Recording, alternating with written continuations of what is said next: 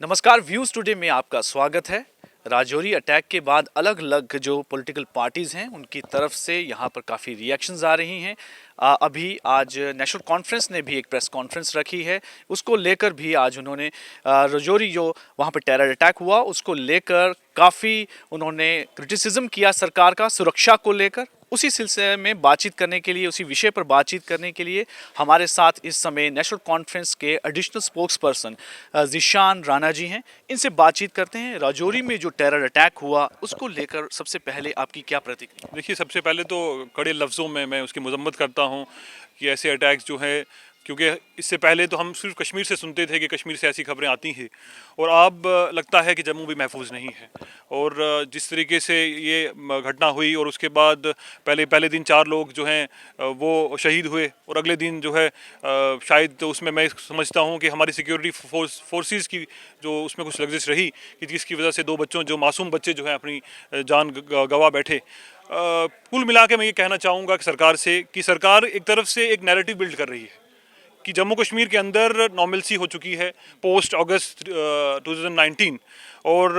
एक तरफ से ऐसा नैरेटिव बिल्ड किया जा रहा है कि जम्मू कश्मीर के हालात जो हैं सामान्य हैं, मगर वहीं मुझे लगता है कि हालात जो हैं पहले से भी ख़राब हुए हैं, क्योंकि टारगेटेड किलिंग्स जो है 30 वर्षों में मैंने टारगेटेड किलिंग्स नहीं देखी। जिस तरीके से पहले कश्मीरी पंडित भाई को कश्मीर के अंदर टारगेट किया गया और अब जम्मू के अंदर जो है जिस तरीके से टारगेट किलिंग्स का जो ये दौर शुरू होता है, इससे ये दर्शाता है कि प्रॉब्लम्स को एड्रेस नहीं किया जा रहा है, प्रॉब्लम से दूर भागा जा रहा है। एडमिनिस्ट्रेशन या गवर्नमेंट ऑफ इंडिया जो है, बजाय इसके कि वो प्रॉब्लम्स को सॉल्व करें, उसका हल निकलें, उसका कोई समाधान ढूंढें, वो उससे दूर भाग रही है। और एलजी एडमिनिस्ट्रेशन को कम से कम ये देखना चाहिए कि यहाँ अगर हालात कंट्रोल नहीं हो रहे हैं तो उसकी वजह क्या है, उसे उसका रूट कॉज जानिए और उसको एड्रेस करने की कोशिश कीजिए। आप कश्मीर में तो हमेशा हालात ख़राब रहे हैं, वहाँ पर इस तरह की घटनाएं होती रहती थी, लेकिन जम्मू रीजन जो है एक बड़ा पीसफुल रीजन माना जाता था। लेकिन इस तरह की लगातार पिछले काफ़ी समय से घटनाएं अलग अलग डिस्ट्रिक्ट में, चाहे वो स्टिकी बम ब्लास्ट हो, चाहे सिदरा वाला जो मामला हुआ, अब राजौरी को भी इस तरह से टारगेट किया जा रहा है।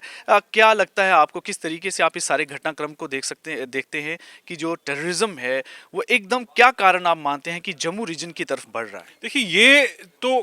गवर्नमेंट जो है इसका जवाब जो है गवर्नमेंट से लेना चाहिए, क्योंकि जिस तरीके से बड़ी बड़ी बातें की गई, 370 को जो एब्रोगेट किया, हमने पहले से कहा कि 370 का टेररिज्म से कोई लेना देना नहीं था। उन्होंने कहा कि 370 ही रूट कॉज है टेररिज्म का। और आज जब 3-4 साल हो गए आर्टिकल 370 को एब्रोगेट किए और इन 4 सालों में ना जाने कितने लोगों ने अपनी जान दी है, ना जाने कितने जवान जो हैं शहीद हुए हैं। तो इसके पीछे गवर्नमेंट को ये चाहिए कि जो पॉलिसी जम्मू कश्मीर को लेके उन्होंने बनाई, क्या उस पॉलिसी में कोई ऐसी खराबी है जिसकी वजह से यहाँ हालात जो हैं ठीक नहीं हो रहे। इसको गवर्नमेंट को रीलुक करना होगा, रीथिंक करना होगा अपनी पॉलिसी को जम्मू कश्मीर को लेके, तभी यहाँ कुछ एडमिनिस्ट्रेशन जो है वो यहाँ के लॉ एंड ऑर्डर को देखने के लिए हालात को लेकर फेलियर रही। बिल्कुल, मैं ये कहूँगा कि जिस तरीके से यहाँ पे होना चाहिए था इंतज़ाम, क्योंकि हमेशा से मैंने कहा कि सिक्योरिटी के एतबार से जो है जम्मू कश्मीर एक डिस्टर्ब स्टेट है और उस डिस्टर्ब स्टेट का मतलब ये है कि हमें यहाँ चौकसी बरतनी होगी। तो सरकार को भी ये चाहिए, एडमिनिस्ट्रेशन को भी ये चाहिए कि जब आपको ये लग रहा है कि हालात जो हैं कंट्रोल में नहीं है, तो आपको ये स्टेटमेंट, ये नैरेटिव बिल्ड करने की ज़रूरत नहीं है कि यहाँ पे नॉर्मलसी आ गई है। आप उसे ठीक कीजिए और नेशनल कॉन्फ्रेंस आपके साथ है। हमारे कायद ने, डॉक्टर फारूक अब्दुल्ला साहब ने, जब टारगेटेड किलिंग्स का दौर कश्मीर के अंदर शुरू हुआ तो खुद से गवर्नर साहब को कॉल किया और कहा कि नेशनल कॉन्फ्रेंस आपके साथ है। नेशनल कॉन्फ्रेंस सरकार के साथ कंधे से कंधा मिला के चलेगी जहाँ तक टेररिज्म को ख़त्म करने की बात। लेकिन इस मामले को लेकर जितनी भी जो घटनाक्रम 2-3 दिन में हुए राजौरी जो टेरर अटैक में, किसी की अभी तक अकाउंटेबिलिटी जो है फिक्स नहीं की गई है। ये आप किस तरफ से आप देखते हैं कि किस तरह की इंडिकेशन देती है आम जनता को? देखिए, ये अकाउंटेबिलिटी फिक्स करना, देखिए क्योंकि अब मेरे सुनने में आया है कि एनआईए जो है जांच करेगा और मैं तो यही चाहूँगा कि जल्द से जल्द जो है उन लोगों को, जिन लोगों ने ये 6 मासूम लोगों की, मेरा कहने का मतलब है कि प्रशासन की तरफ से कि पुलिस और एडमिनिस्ट्रेशन जिस तरीके से काम करना चाहिए था, पहले घटना वहाँ पे हुई उसके बाद अलर्ट हो जाना चाहिए था, उसको लेकर आपको क्या लगता है कि कितने लैप्सेस जो वहाँ पे हुए और अकाउंटेबिलिटी जो प्रशासन या पुलिस में किसी की अभी तक फिक्स नहीं हुई है, आप कैसे देखते हैं? देखिए, ये तो जैसे सिदरा में जो हुआ, जिसमें यहाँ पे कुछ आतंकवादी जो है उनको मारा गया, उसके बाद सिक्योरिटी को तो हाई अलर्ट पे होना चाहिए था। जब पहले दिन चार लोगों की जान जाती है और आप फिर से लोगों को वो इलाका जो है सौंप देते हैं, बजाय इसके कि आप उस इलाके को प्रॉपर्ली सैनिटाइज करें और सैनिटाइज करके अगर वो इलाका वो वापस दिया होता लोगों को, तो शायद दो बच्चे जिन बच्चों की जान सुबह आईईडी ब्लास्ट की वजह से गई, वो नहीं जाती। तो यहाँ पे तो सिक्योरिटी फोर्सेस की अकाउंटेबिलिटी फिक्स होनी चाहिए और मैं चाहता हूँ कि जल्द से जल्द सरकार को जो है इस पे कार्रवाई करनी चाहिए कि अगर वो दो मासूम जाने जो गई वो उसके पीछे जो है कौन लोग थे जो इन्वॉल्व थे, जिन्होंने वापस वो इलाका जो है वो सौंप दिया लोगों को। लेकिन एक चीज़ मैं आपसे पूछना चाहूँगा कि नेशनल कॉन्फ्रेंस जम्मू रीजन की अगर मैं बात करूँ, जम्मू प्रोविंस की, काफ़ी देर बाद आपकी रिएक्शन आई है इसको लेकर। जिस तरीके से आज आपने प्रेस कॉन्फ्रेंस की है, हालांकि बहुत पहले ये होना चाहिए था। नहीं, ऐसा नहीं है। हमने लगातार जो है हम मीडिया के टच में था। हमारी कायद की तरफ से स्टेटमेंट आई है, हमारे वाइस प्रेसिडेंट साहब की तरफ से स्टेटमेंट आई है, प्रोविंशियल प्रेसिडेंट जो हैं उन्होंने, हमारी टीम एक मौके पे गई और वहाँ पे लोगों के साथ जो है उनके दुख में